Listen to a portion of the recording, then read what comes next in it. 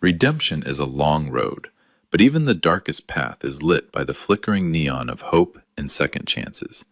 Witness the powerful stories of rebirth and the incredible strength it takes to start over from absolutely nothing. Hit subscribe now and let the light guide you home. The house on Callaway Street was quiet the way old houses get quiet, not peaceful, just empty. I'd lived alone there for 6 years, ever since my brother Daniel moved the last of my things into storage and told me I had no one to blame but myself.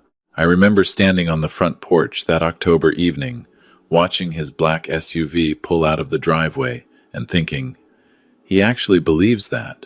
I was 63 years old. I had built a company from nothing, and I had just lost everything to the one person I trusted most in the world. Let me go back. My name is Richard Holt. I grew up in Dayton, Ohio, the older of two sons. My father worked the line at a GM plant for 31 years, and my mother kept books for 3 different small businesses on the side of raising us. Numbers were her language. She taught me how to read a balance sheet before I knew how to drive a car. By the time I was 22, I had a business degree from Ohio State and a hunger that wouldn't sit still. Daniel was 4 years younger, charming in the way that middle children sometimes are always watching, always figuring out what the room needed from him. He was never the one with ideas, but he was always the one who could sell them. We used to joke that I built the engine and Daniel drove the car. In 1991, we co-founded Holt and Holt Structural Consulting out of a rented office in Columbus.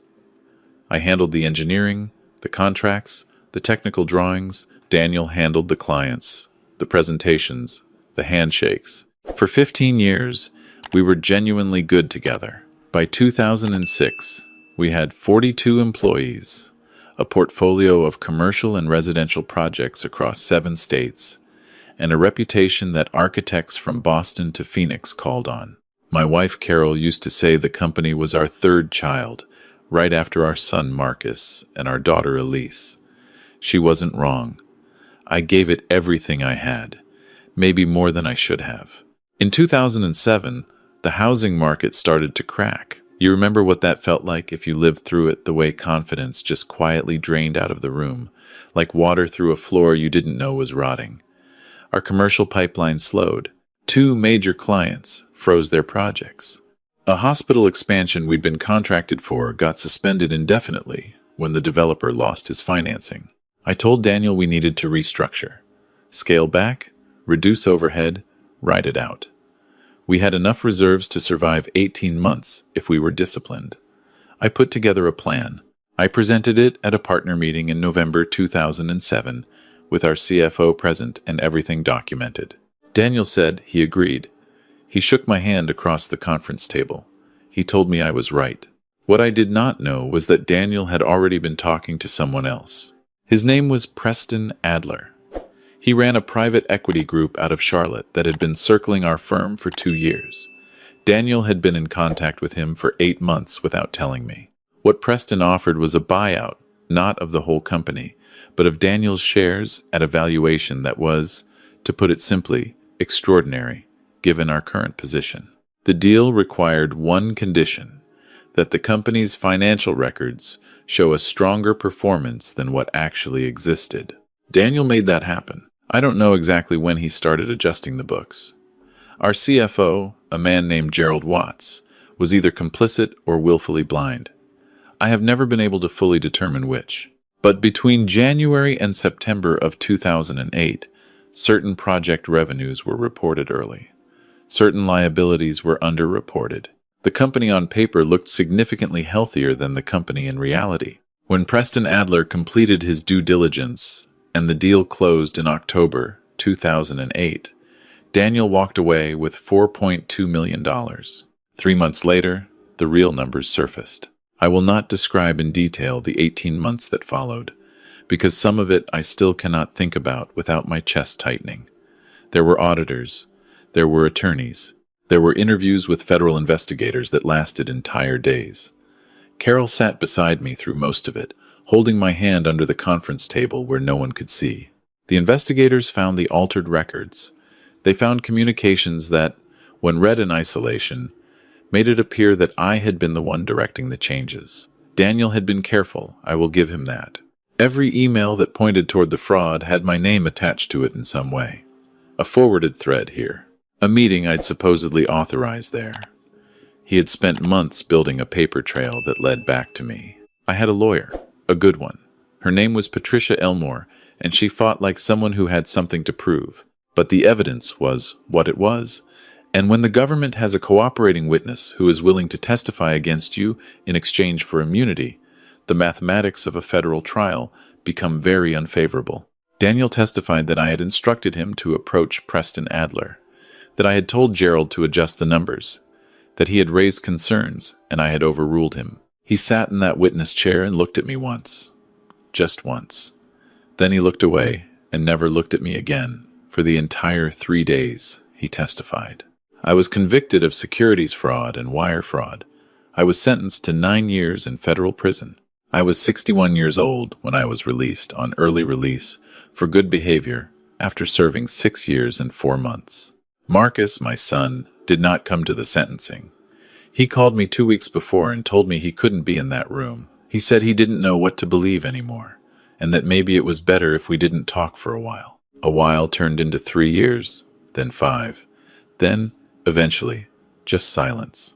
Elise was different. She was 34 when I went in, working as a nurse practitioner in Portland. She came to see me twice a year, every year, without fail. She would drive to the facility in Lexington, Kentucky, sign in, sit across from me at that scratched linoleum table, and talk to me like I was still her father. Because I was. She never stopped believing that. I told Elise the truth 3 months into my sentence. I sat across from her, and I told her everything what Daniel had done, what I believed, what I could not prove. She listened without interrupting. When I finished, she was quiet for a long time. Then she said, "What do you need from me, Dad?" I told her nothing. I told her I needed her to go live her life, not to carry this. I told her that whatever happened with the company, with Daniel, with all of it, her life was what mattered. I did not want the wreckage of my situation to become the foundation of hers. She argued with me. She wanted to hire investigators, to dig. I asked her not to.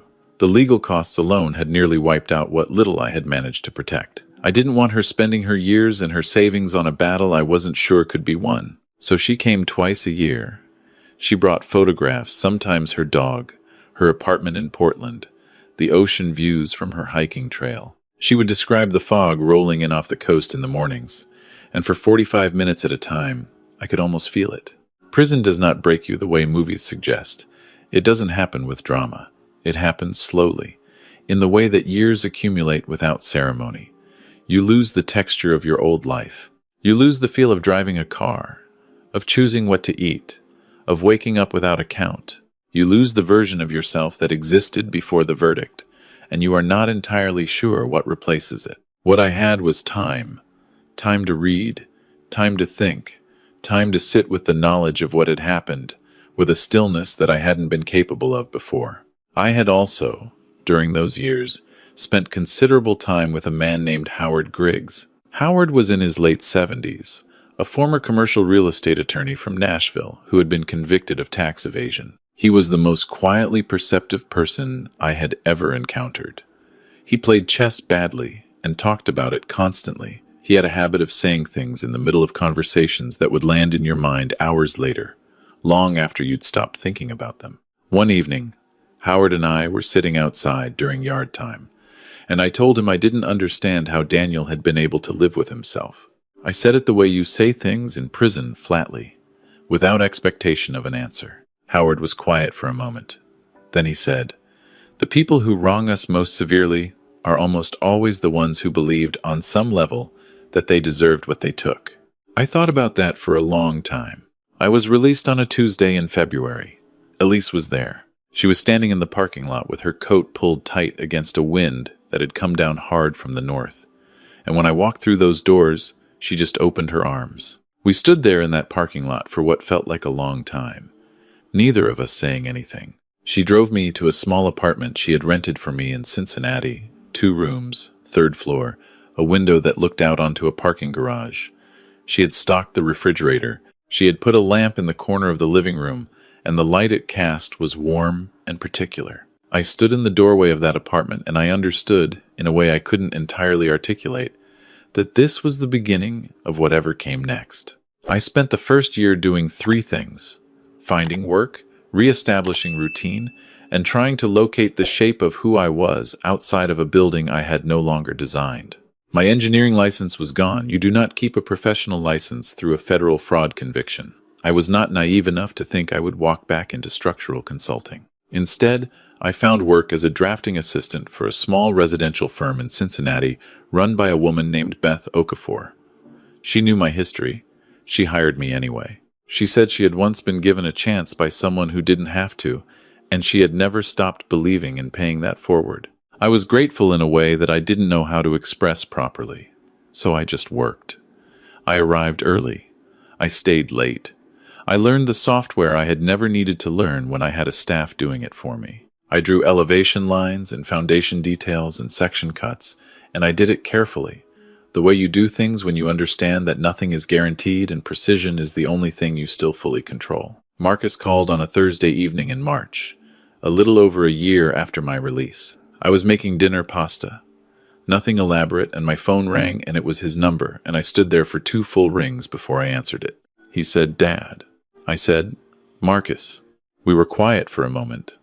Then he said he'd been thinking about calling for a long time. He said he wasn't sure what to say, still. He said he knew that wasn't good enough, but it was true. I told him I wasn't asking for anything. He told me he'd been doing some research. He'd been reading the trial transcripts. He'd hired a forensic accountant 18 months earlier, he said, on his own, without telling me. He wanted to understand the numbers himself before he said anything to me. I sat down at my kitchen table. He said the accountant had found things, discrepancies in the timeline that didn't align with the testimony, email metadata that contradicted what Daniel had claimed about when certain communications were sent. He said the accountant believed the documentary evidence had been manipulated, not just the financial records, but the email chain itself. I didn't say anything for a long time. He said, "I should have believed you, Dad. I should have done this 5 years ago." I told him that people do what they can do when they can do it, and that I understood, and that I was glad he called. We talked for 2 hours that night. It was, in its way, the most important conversation of my life. What Marcus's accountant had found was not sufficient to reopen the criminal case. The threshold for that is extraordinarily high, and Patricia Elmore told me as much when I called her. But what it did provide was a foundation for a civil suit, a targeted, specific civil complaint against Daniel and against the estate of Gerald Watts, who had died of a stroke 3 years into my sentence. I want to be honest. I was not certain I wanted to pursue it. I was 63 years old, living in a 2-room apartment, working as a drafting assistant, and the last time I had been inside a courtroom had cost me more than I had to give. The prospect of going back felt less like justice and more like reopening a wound I had only recently, and incompletely, closed. Elise flew in from Portland. She and Marcus sat with me at my kitchen table, the same table where I had been eating pasta alone for a year, and we talked it through. Not as a strategy session. As a family. Elise said, "Whatever you decide, we're with you." Marcus said, "I just need you to know that I believe you. Whether you sue him or not, I believe you." I looked at my 2 children sitting across from me, and I thought about all the yard times I had spent describing a life I wasn't living, and I thought about Howard Griggs telling me that the people who wrong us most believe they deserve what they took. I said, "Let's find out what he's willing to defend in a courtroom." We filed in September. Patricia Elmore had semi-retired but came back for this. She told me she had been waiting for it. The complaint alleged fraud, breach of fiduciary duty, and unjust enrichment. We named Daniel directly. The evidence from Marcus's accountant formed the core of our filing. Daniel hired a firm out of Charlotte, expensive, corporate, the kind with a floor in a glass building, and a name that sounds like 4 last names in a row. His attorneys filed motions. They delayed. They countered. The process was slow and expensive, and there were months when I genuinely wasn't sure we would make it to trial. But something happened 6 months into the litigation that neither of us had anticipated. Gerald Watts, as I said, had died. But Gerald Watts had a son, a man named Curtis Watts, who was an accountant himself, in his early 40s, living in Louisville. Curtis had been estranged from his father for years before his death. He had apparently known things his father had told him, in a moment of something guilt, illness, the loosening of secrets that sometimes comes at the end, in the last weeks before Gerald's stroke. Curtis Watts had been sitting with this information for 3 years. He had not come forward during my trial. He told Patricia, when she found him, that he had been afraid, that he was young and his father was still alive, and he didn't know what it would cost him. He said he thought about calling someone 100 times. He said he knew he should have. Curtis Watts gave a deposition in March. He described a conversation with his father that had taken place approximately 2 weeks before my trial began. Gerald had told him, in substance, that Daniel Holt had approached him in early 2008 with a specific request. That Daniel had explained what he needed the records to show. That Daniel had told Gerald the arrangement was between the two of them, and that Richard, meaning me, had been fully informed and had signed off. Gerald had believed, or convinced himself to believe, that I had in fact approved the arrangement. That was the story Daniel had told him. That was the story Gerald had carried into cooperation with investigators and into the witness chair. Curtis said his father told him, in those last weeks, "I think Richard didn't know. I think Daniel told me what I needed to hear, so I would do what he asked. I've thought about it 1,000 times. I think I was wrong." I was sitting in Patricia's conference room when she walked me through the deposition summary. I read it twice. Then I sat back in my chair and looked out the window at the street below, at the ordinary Tuesday afternoon traffic, and I felt something release in my chest that had been locked there for so long I had forgotten it was a separate thing from breathing. It wasn't happiness exactly. It was closer to a pressure equalizing, the way your ears clear when altitude changes. Daniel settled 11 days before trial. I will not disclose the full terms. What I can say is that it was substantial. It was enough to matter. It was enough that when Patricia slid the final documents across the conference table toward me, she allowed herself a small smile, the first I had ever seen from her in a professional setting. Daniel did not attend the settlement conference. He sent his attorneys. That was his choice. I had wondered, for a long time, whether I wanted to be in a room with him, whether I wanted to look at him across a table the way he had once looked at me from a witness chair. When the moment came and he wasn't there, I realized I didn't need it. Whatever I had been looking for, it wasn't him. The thing about settling at 63 is that it changes the arithmetic of what remains. It doesn't restore the years. It doesn't give back the version of me that walked into that courtroom, still believing the truth would simply make itself known. It doesn't give back the years of Marcus's silence, or the twice-yearly visits where Elise tried to bring me the ocean in words. But it does something. There is a restaurant in Cincinnati called Hadley's that has been there since 1974. Nothing fancy booths, dark wood, a menu that hasn't changed substantially since the Reagan administration. I used to take Marcus and Elise there when they were small, on Friday nights when Carol and I needed somewhere reliable. The same pie on the counter. The same waitress who seemed to have been there since the beginning of time, and who always remembered our order by the third visit. I took both of them there 2 weeks after the settlement. Elise had flown in. Marcus drove up from Louisville. We sat in a booth in the back, the same booth I had sat in 30 years earlier with 2 small children and a wife I loved. And we ordered the same things we always used to order. And we talked, not about Daniel, not about the case, not about the years in between. Marcus told me about a project he was working on. He had become an urban planner, and he was redesigning a park system in Louisville that he was genuinely proud of. He pulled out his phone and showed me renderings. I looked at them for a long time. There was something in the sightlines, in the way he had thought about how people move through space, that reminded me of the way I used to design the weight given to how a structure serves the human beings inside it, rather than the human beings looking at it from outside. I told him that. He looked at me and said, "I learned that from watching you." Elise told us about a patient she'd had recently, an older man, mid-70s, who had come in for a routine visit and mentioned that he'd just taken his first solo road trip since his wife passed. 3 weeks across the Pacific Northwest. She said there was something in the way he talked about it, the way he described waking up in a motel in Central Oregon with nowhere specific to be, and just sitting with that had stayed with her. I thought about that description for a moment. Then I said I might do something like that. She smiled at me. "You should," she said. "I have done a few things with the settlement." I gave a portion to Elise, not because she asked, not because she needed it necessarily, but because she drove to Lexington, Kentucky, twice a year for 6 years, and some things deserve acknowledgement in whatever language you have available. I gave a portion to Marcus with the same reasoning. What remains is mine, and I have been careful with it in the way my mother taught me, and in the way that experience teaches you when you have lost everything once. I still work for Beth Okafor's firm, not because I have to, but because I have found that I like the simplicity of drafting. I like arriving in the morning with a specific task and leaving in the evening with it completed. I like the clarity of lines on paper. I have spent enough of my life in rooms where nothing was clear. Daniel lives in Charlotte still, as far as I know. We have not spoken. I have not needed to.